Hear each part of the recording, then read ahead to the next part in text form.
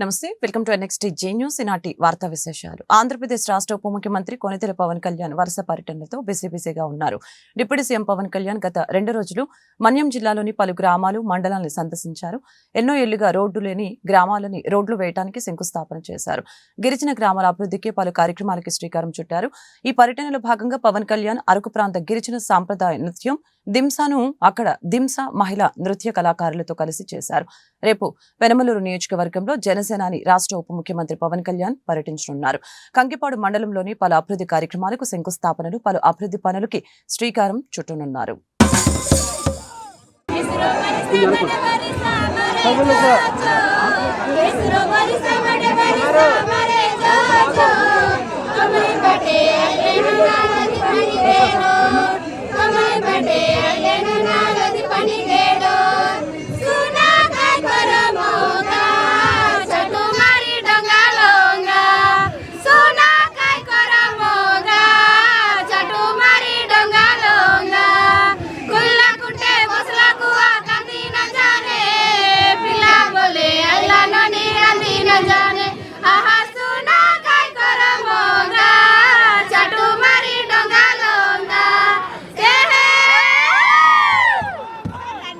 చాలా చాలా మంచిగా పాడారా?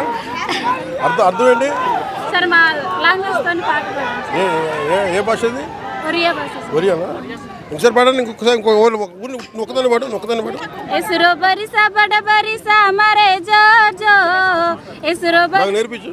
బరిసా ఏంటంటే ఎసురో బరిసా బడ బరిసా ఎసురో బరిసా బడ బరిసా ఎసురో బరిసా బడ బరిసా ఎసురో బరిసా బడ బరిసా మరే జోజో ఎసురో బరిసా బడ బరిసా మరో జావో తమరే బాటే ఆలే నా నీలది పని के डोर తమరే బాటే ఆలే నా నీలది పని के डोर తమరే బాటే ఆలే నా నీలది పని के डोर.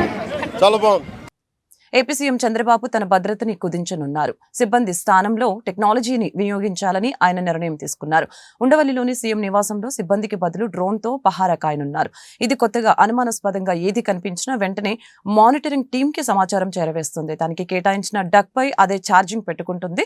చంద్రబాబుకు ప్రస్తుతం 121 మంది భద్రత కల్పిస్తున్నట్టు సమాచారం. నా ఫ్యాన్స్ తమ అభిప్రాయాలని బాధ్యతాయుతంగా వ్యక్తపరచాలని, ఎవరిని వ్యక్తిగతంగా కించపరిచే విధంగా పోస్టులు పెట్టవద్దని విన్నపం. ఫ్యాన్స్ ముసుగులో కొన్ని రోజుల నుంచి ఫేక్ ఐడి, ఫేక్ ప్రొఫైల్స్ తో పోస్టులు వేస్తున్న వారిపై చర్యలు తీసుకోబడతాయి. నెగిటివ్ పోస్టులు వేస్తున్న వారికి దూరంగా ఉండాలని నా ఫ్యాన్స్ కి సూచిస్తున్నట్లు తెలిపారు. ఉమ్మడి గుంటూరు జిల్లాల పట్టభద్రుల ఆత్మీయ సమావేశం గుంటూరు విహార కన్వెన్షన్ లో ఘనంగా జరిగింది. ఆలపాటి రాజేంద్ర ప్రసాద్ ఆధ్వర్యంలో జరిగిన ఈ కార్యక్రమంలో లిడ్ క్యాప్ కార్పొరేషన్ చైర్మన్ పిల్లి మాణిక్యరావు పాల్గొన్నారు. ఈ సందర్భంగా ఆయన మాట్లాడారు. శాసన మండలి అంటే గౌరవం లేని వ్యక్తి జగన్మోహన్ రెడ్డి అని తెలిపారు. పెద్దల సభకు మహామహులని పంపించిన చరిత్ర తెలుగుదేశం పార్టీకి ఉందని తెలిపారు. శాసన మండలి గౌరవాన్ని కాపాడుతూ అమరావతి రాజ్యాంగబద్ధంగా ఉండాలని కోరుకునే వ్యక్తి రాజేంద్ర ప్రసాద్ అని అన్నారు. హత్యలు చేసేవారిని, స్టేజీలపై డాన్సులు చేసేవారిని పెద్దల సభకు పంపించిన ఘనత వైసీపీ పార్టీకే దక్కుతుందని ఎద్దేవా చేశారు. పట్టభద్రులు అందరూ తమ ఓటు హక్కుని రాజేంద్ర ప్రసాద్ కి వినియోగించుకుని శాసన మండలికి పంపించడం ద్వారా శాసన మండలికి గౌరవం తేవటమే కాకుండా రాష్ట్ర అభివృద్ధికి కూడా తోడ్పడతారని తెలిపారు. తెలుగుదేశం పార్టీ కార్యకర్తలు, నాయకులు, అలాగే జనసేన నాయకులు మరియు కార్యకర్తలు, అలాగే బీజేపీ నాయకులు, కార్యకర్తలకు నమస్కరిస్తూ, వేదిక మీద ఆసీనులైనటువంటి పెద్దలందరికీ నమస్కరిస్తూ, ఈ సమావేశానికి అధ్యక్షుడు శ్రీ ఆనందబాబు గారికి ప్రత్యేక అభినందనలు. అలాగే ఆలపాటి రాజేంద్ర ప్రసాద్ గారి గురించి చెప్పాలంటే ఆయన ఒక అనుభవజ్ఞుడైనటువంటి గొప్ప మేధావి, విద్యావేత్త, మంచి ఆలోచనాపరుడు. ప్రైవేటు విద్యా సంస్థలకి ఖచ్చితంగా ఆయన అండదండగా ఉండాలని మేమందరం భావిస్తున్నాం. ఎందుకంటే ఈ రాష్ట్రంలో ప్రభుత్వ పాఠశాలతో తీటుగా ప్రైవేటు పాఠశాలలు కూడా అధిక సంఖ్యలో ఉన్నాయి. మన జిల్లాలో, కృష్ణాగుంటూరు జిల్లాలో సుమారుగా 3 నుంచి 4 వేలు ప్రైవేట్ పాఠశాలలు ఉన్నాయి. చిన్న స్కూల్స్ కానీ, పెద్దవి కానీ, కార్పొరేట్ స్కూల్స్ కానీ. ఇటువంటి పరిస్థితుల్లో మన గౌరవనీయులు ముఖ్యమంత్రి నారా చంద్రబాబు నాయుడు గారు విద్యాశాఖ నారా లోకేష్ గారికి అప్పగించి దాని అభివృద్ధి కోసం కృషి చేస్తున్నాం. అదేవిధంగా జనసేన రాష్ట్ర అధ్యక్షులు ఉప ముఖ్యమంత్రి పవన్ కళ్యాణ్ గారు గ్రామీణ ప్రాంతంలో అభివృద్ధి చేపట్టి గ్రామీణ ప్రాంతాన్ని పట్టణ అభివృద్ధి ప్రాంతాలుగా గొప్పగా తీర్చిదిద్దుతారు అందరూ తెలుసు. ఇటువంటి పరిస్థితుల్లో నిరుద్యోగ యువతకి ఒక ఆశ, ఒక ఆలోచన, ఒక మంచి భవిష్యత్తు ఇవ్వడానికి రాష్ట్ర ప్రభుత్వం కృషి చేస్తుందని మేము గట్టిగా నమ్ముతున్నాం. ప్రైవేట్ స్కూల్ తరఫున మేమందరం ఆలపాటి రాజాగారి తరఫున ఉంటామని, అలాగే జనసేన నాయకులు కూడా పట్టభద్రులందరినీ ఒక గ్రూప్గా తయారు చేసి టీచర్స్ని అందరినీ తయారు చేసి జనసేన తరఫున కూడా పూర్తిగా మేము జిల్లా నుంచి కృష్ణా జిల్లా నుంచి సపోర్ట్ చేస్తామని మనస్ఫూర్తిగా తెలియజేసుకుంటూ ఆలపాటి రాజా గారికి అత్యధిక మెజార్టీ రావడం కోరుకుంటూ సెలవు పెద్దలందరూ కూడా తెలియజేశారు. ఆలపాటి రాజా గారు తెలుగుదేశం పార్టీ సుదీర్ఘకాలం పార్టీ సేవలు అందించి ఈ రోజున మన ముందుకి కూటమి అభ్యర్థిగా, ఎమ్మెల్సీ అభ్యర్థిగా వస్తే మనందరం కూడా అటువంటి నాయకుడిని గెలిపించుకొని గౌరవప్రదంగా ప్రతి ఒక్కరూ కూడా మన అభ్యర్థి మనమే అభ్యర్థిగా భావించి ప్రతి ఒక్కరూ కూడా ప్రదేశంగా తెలుసుకొని గెలిపించాల్సిన బాధ్యత అందులో పర్టికులర్గా గుంటూరు కృష్ణా జిల్లాల అభ్యర్థి కాబట్టి ఇక్కడ రాజధాని ప్రాంతంలో గత ప్రభుత్వం అనేక రకాల ఇబ్బందులకి రాజధాని ప్రాంతాన్ని గురి చేసింది. ఆ ప్రభుత్వం చేసినటువంటి అఘాయిత్యాలు, అటువంటి కార్యక్రమాలన్నింటినీ కూడా మనం చూసాం కాబట్టి ఈ రోజున అన్ని కూడా గుర్తుకొని మన అభ్యర్థి ఆలపాటి రాజా గారిని గెలవడం ఖాయం. జగన్మోహన్ రెడ్డి అతనికి సంబంధించినటువంటి అమరావతికి సంబంధించినటువంటి బిల్లు అక్కడ పాస్ కాదని చెప్పేసి అనుకున్నప్పుడు శాసన మండలిని కూడా నేను రద్దు చేస్తానని చెప్పేసి చేసినటువంటి వ్యక్తి జగన్మోహన్ రెడ్డి. అంటే శాసన మండలి మీద ఏమాత్రం గౌరవమైనటువంటి వ్యక్తి జగన్మోహన్ రెడ్డి. శాసన మండలి అంటే పెద్దల సభ. పెద్దల సభకి ఎవరైనా గౌరవప్రదంగా ఉన్నటువంటి వాళ్ళని పంపుతారు. మీరు కనుక చూస్తే వేదిక మీద మాట్లాడినటువంటి యనమల రామకృష్ణుడు గారు శాసన మండలికి వెళ్ళారు. అట్లాగే షరీఫ్ గారు శాసన మండలికి వెళ్ళారు. టీడీ జనార్దన్ గారు, అట్లాగే అశోక్ కుమార్ గారు తెలుగుదేశం పార్టీ నుంచి మహామతులు శాసన మండలికి వెళ్ళినటువంటి చరిత్ర ఉంది. ఇదే షరీఫ్ గారు శాసన మండలి గౌరవాన్ని కాపాడుతూ అమరావతిని రాజ్యాంగపరంగా ఉండాలని కోరుకున్నటువంటి వ్యక్తి. అట్లాగే వైసీపీకి సంబంధించినటువంటి శాసన మండలి సభ్యులు కూడా నేను చెప్తా. ఒకడు ఉన్నాడు, మనుషులు తప్పి డోర్ డెలివరీ చేసి చంపేస్తే ఏముందని చెప్పేసి ఒకరు మాట్లాడతాడు. ఇంకొక శాసన మండలి సభ్యుడైతే నాకు పెళ్ళయింది పిలవన్నారు, ఇంకొక అమ్మాయితో తిరిగితే సరదాగా డాన్స్ వేస్తే తప్పేందని చెప్పేసి ఇంకొక శాసన మండలి సభ్యుడు శ్రీనివాసరావు లాంటి వాళ్ళు మాట్లాడతారు. అంటే శాసన మండలిని కూడా గౌరవించడం చేతనటువంటి వాళ్ళు. శాసన మండలిలో రేపిస్తుంది, శాసన మండలిలో మరణిస్తుంది కలిపేటువంటి చరిత్ర ఒక పక్కన కొనసాగుతూ ఉంది. ఒక తెలియగలిగినటువంటి వాళ్ళని, మేధావుల్ని, చదువుకున్నటువంటి వాళ్ళని, న్యాయకోవిదుల్ని పంపించేటువంటి సంస్కారం తెలుగుదేశం పార్టీకి ఉంది. కాబట్టి ఎవరైతే రాజకీయంగా అనేక దశాబ్దాల కాలం నుంచి ఉన్నటువంటి వ్యక్తి, మనందరికీ కూడా గౌరవించగలిగేటువంటి నాయకులు ఆలపాటి రాజేంద్ర ప్రసాద్ గారిని ప్రతి ఒక్కరు ఓటు హక్కు ఉపయోగించుకొని శాసన మండలికి పంపించడం ద్వారా శాసన మండలికి గౌరవం తీసుకురావడమే కాకుండా రాష్ట్ర అభివృద్ధి కూడా తోడ్పడాల్సిందిగా కోరుకుంటూ మిమ్మల్ని మద్యం తాగడానికి, మద్యం అందించడానికి క్యూలో నుంచోబెట్టే నాయకత్వం మాత్రం ఈ కూటమి నాయకత్వం కాదు అని చెప్పి మీ అందరికీ మనం చేస్తా ఉన్నా. మీ అందరికీ మరొకటి కూడా గుర్తు చేస్తా ఉన్నా. ఈ రాష్ట్ర విభజన జరిగినప్పుడు ఆనాటి ముఖ్యమంత్రి చంద్రబాబు నాయుడు గారు ఆనాడు జీతపత్యాలకి కూడా లోటు ఉంటే 16,000 కోట్ల లోటుతో ఈ యొక్క రాష్ట్రాన్ని ఏర్పరచుకుంటే ఆనాడు 5 సంవత్సరాల పరిపాలన మీ అందరికీ కూడా ఫిట్మెంట్ కానీ అయ్యారు కానీ లేకపోతే ఏ రకంగా మిమ్మల్ని అందరినీ గౌరవించిందో ఒక్కసారి గుర్తుకు తెచ్చుకోమని సందర్భంగా మనం చేస్తా ఉన్నాం. అదేవిధంగా ఈరోజు కూడా మీ అందరికీ విజ్ఞప్తి చేసేది అదే రకమైనటువంటి గౌరవాన్ని, మీ యొక్క హక్కులకి భంగం కలగకుండా మీ హక్కులను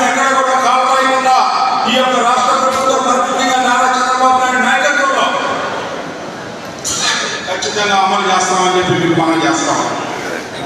మీ అందరూ గుర్తుంచుకోవాల్సింది, నిరుద్యోగ యువకులకి ఖచ్చితంగా ఉద్యోగ అవకాశాలను కల్పిస్తుంది ఈ ప్రభుత్వం అని చెప్పి మనం చేస్తా ఉన్నాం.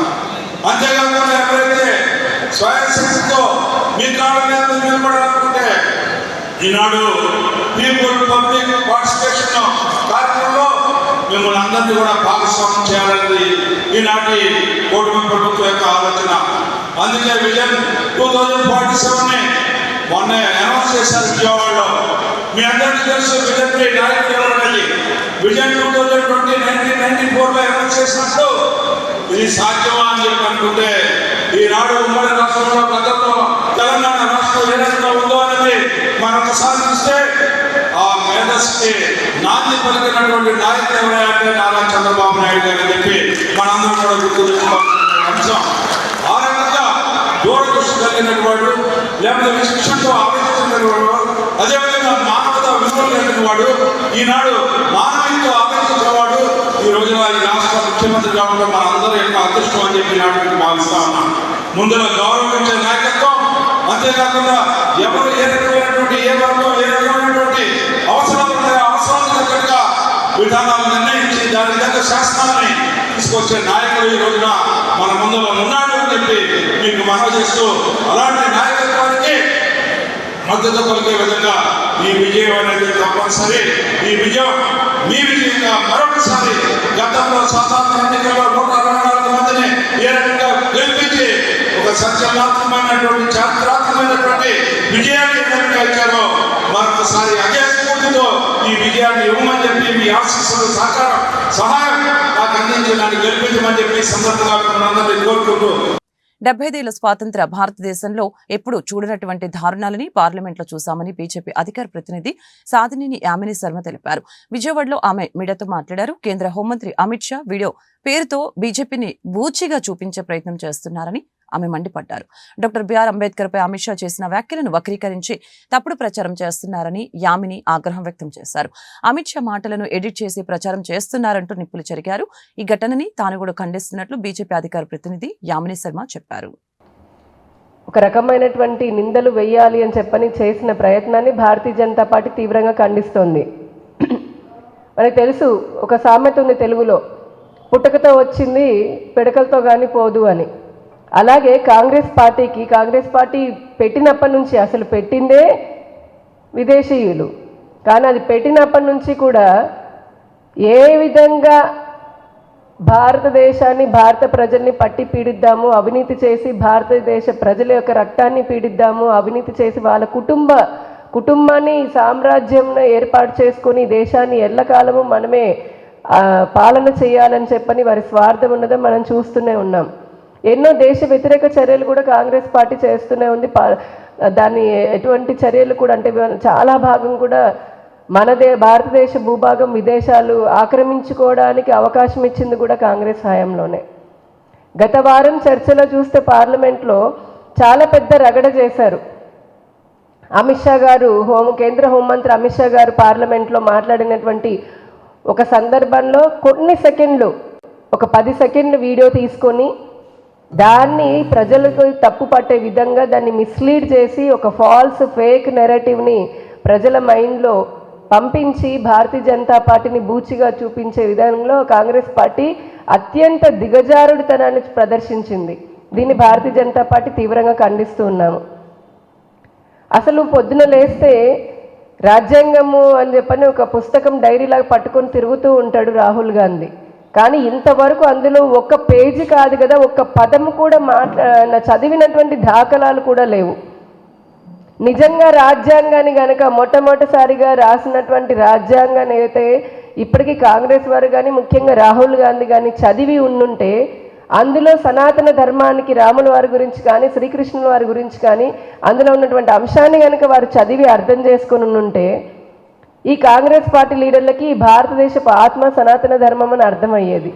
వారు ఎప్పుడు అటువంటి చదివే ప్రయత్నం చేయలేదు కాబట్టే హిందూ ధర్మానికి వ్యతిరేకంగా మాట్లాడుతుంటారు. ఇప్పుడు విషయానికి వస్తే వారు మాట్లాడినటువంటి మాటలు, చేసినటువంటి చేష్టలను చూస్తే చాలా స్పష్టంగా మనకు అర్థమవుతుంది. కాంగ్రెస్ పార్టీ లీడర్లు కానీ ఈ గాంధీ ఫ్యామిలీ మెంబర్స్ కానీ వీరందరూ కూడా యాంటీ కాన్స్టిట్యూషన్ అంటే భారత రాజ్యాంగానికి వ్యతిరేకులు, అలాగే బాబాసాహెబ్ డాక్టర్ అంబేద్కర్ బిఆర్ అంబేద్కర్ గారికి వ్యతిరేకులు, వారు రాసినటువంటి రాజ్యాంగానికి వ్యతిరేకులు, రిజర్వేషన్లకి మరీ ముఖ్యంగా రిజర్వేషన్లకి వ్యతిరేకులు, ఓబీసీ ఎవరైతే వెనుకబడినటువంటి తరగతులు వారు ఉన్నారో వారి ప్రగతికి నిరోధకులు ఎవరైనా ఉన్నారంటే అది కాంగ్రెస్ పార్టీ వాళ్ళే.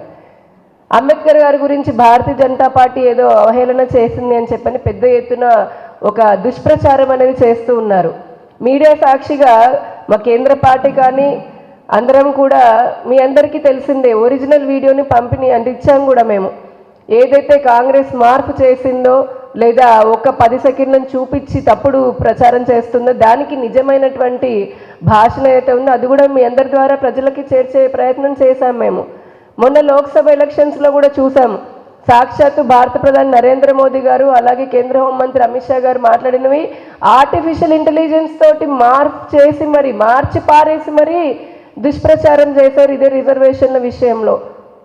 ఇటువంటివి ఇంకా 7 దశాబ్దాలకు పైగా అధికారంలో ఉన్న అధికార దాహం తీరినటువంటి వారు ఈ దేశాన్ని అన్ని రకాలుగా నాశనం చేసి ఈ దేశ ప్రజలు ఎప్పుడూ పేదరికంలో ఉండేలాగా మగ్గిపోయేలాగా ప్రయత్నం చేసినటువంటి కాంగ్రెస్ పార్టీ వారు ఈ రోజున కూడా మళ్ళీ ఇంకా ఏదో తాపత్రయపడుతున్నారు అధికారాన్ని ఎలాగైనా సరే హస్తగతం చేసుకోవాలి అని. వాళ్ళ పార్టీ సింబల్ కూడా అదే కదా, ఎప్పుడు ఇలా హస్తంలాగా ఉంటుందంటే ఎలాగైనా సరే అధికారాన్ని హస్తగతం చేసుకోవాలి అని. నెహ్రూ నుంచి మొదలు పెడితే ఇప్పుడున్నటువంటి రాహుల్ గాంధీ లేదా ప్రియాంక గాంధీ వరకు కూడా గాంధీ ఫ్యామిలీ ఎప్పుడూ కూడా డాక్టర్ అంబేద్కర్ గారిని దాచేపల్లి పట్టణంలో అలంకార్ థియేటర్ సమీపంలో గొర్రెల మందపై దూసుకుపోయిన మారుతి ట్రావెల్స్ బస్సు. హైదరాబాద్ నుంచి ఇంకొల్లు వస్తున్న ట్రావెల్స్ బస్సు సుమారు 150 గొర్రెలు మృతి చెందాయి. గొర్రెల కాపరి మల్లేష్ కు తీవ్ర గాయాలు. మహబూబ్ నగర్ జిల్లా దన్వాడ నుంచి దాచేపల్లి మండలం మాదినపాడు వెళ్తున్న గొర్రెల మంద ప్రమాదానికి గల కారణం అతివేగమైన అంటున్న స్థానికులు. కేసు నమోదు చేసి దర్యాప్తు చేస్తున్న పోలీసులు.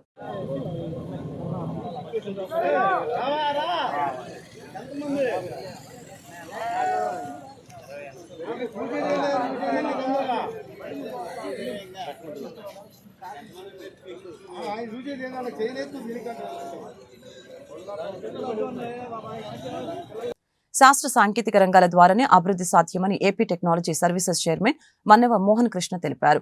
విభాగాధిపతులు అధికారులతో సమీక్ష నిర్వహించిన ఆయన సాంకేతికత సాయంతో ప్రజలకి మెరుగైన సేవలు అందించాలని చెప్పారు. ప్రభుత్వ కార్యాలయాలకు ఏపీ టెక్నాలజీ సర్వీసెస్ ద్వారా అందిస్తున్న సాఫ్ట్వేర్ హార్డ్వేర్ సేవలని విస్తృతం చేసి ఆదాయం పెంచాలని అధికారుల్ని ఆదేశించారు. సైబర్ దాడుల కట్టడికి సైబర్ సెక్యూరిటీ టెక్నాలజీపై అవగాహన పెంచుకోవాలని సూచించారు. మనిషి ఆలోచనకు అనుగుణంగా పనులు చేయటం, నిర్ణయాలు తీసుకోవటం ఏఐ టెక్నాలజీతో సాధ్యమవుతుందని చెప్పారు. అందువలన ప్రతి ఒక్కరూ నూతన ఆవిష్కరణలపై దృష్టి సారించాలని తెలిపారు. విజయవాడ ఇంద్రకీలాద్రిపై వెలిసిన కనకదుర్గంను హోంమంత్రి వంగలపూడి అనిత దర్శించుకున్నారు. ఆలయ పండితుల ఆశీర్వాదం అందుకున్నారు. భవానీ దీక్షల విరమణ నేపథ్యంలో భక్తుల కోసం ఏర్పాట్లను పరిశీలించారు. ఈ నేపథ్యంలో ఆమె మాట్లాడారు. భవానీ భక్తులకు ఎలాంటి అసౌకర్యం కలగకుండా ఆలయ అధికారులు ఏర్పాట్లు చేశారని చెప్పారు. తెలుగు రాష్ట్రాలతో పాటు కర్ణాటక, తమిళనాడు నుంచి పెద్ద సంఖ్యలో తరలివస్తున్న భక్తులకి ఇబ్బందులు కలగకుండా చూసుకోవాలని ఆలయ అధికారులు సిబ్బందిని హోంమంత్రి ఆదేశించారు. ఇబ్బందులు కలగకుండా చేసుకున్నాం.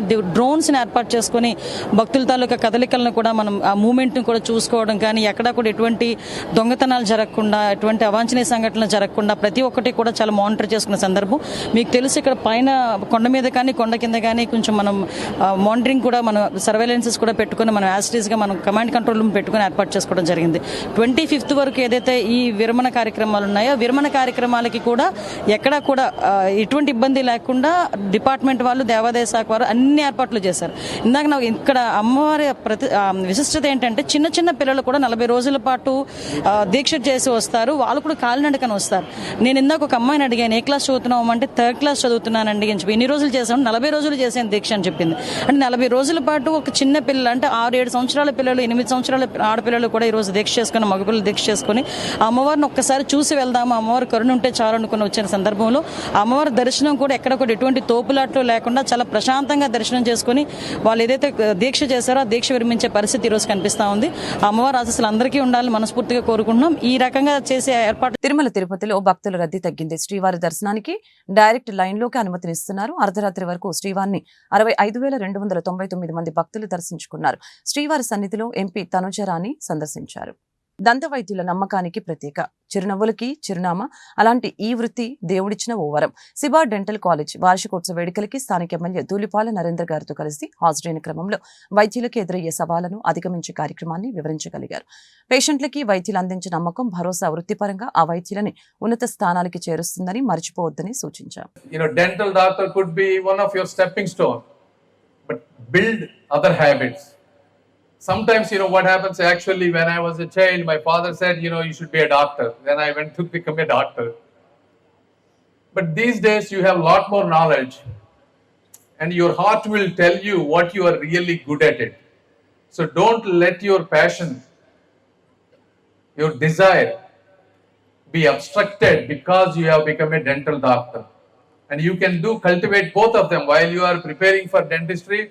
Take Saturday, Sunday, evenings, follow your passion. At some point, if that takes off, you can happily leave dentistry. Dentistry is not the end of the world.